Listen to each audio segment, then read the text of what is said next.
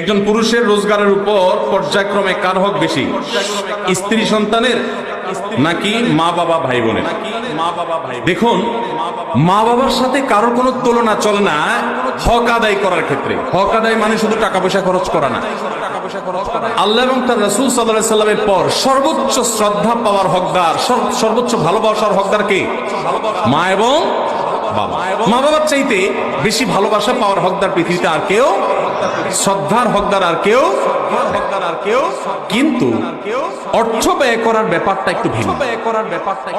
স্ত্রী যদি থাকে তাহলে প্রত্যেক স্বামীর উপরে কর্তব্য তার স্ত্রীর ভরণ পোষণের ব্যবস্থা করা। মা বাবার যদি টাকা পয়সার অভাব না থাকে, নিজেদের যা আছে সেটা দিয়ে তারা যদি চলতে পারেন, তাহলে শরীয়ত সন্তানের উপরে সন্তানের বাবা মার ভরণ পোষণ দেওয়াটাকে ফরজ করেনি। কথা কি বুঝতে পারছেন?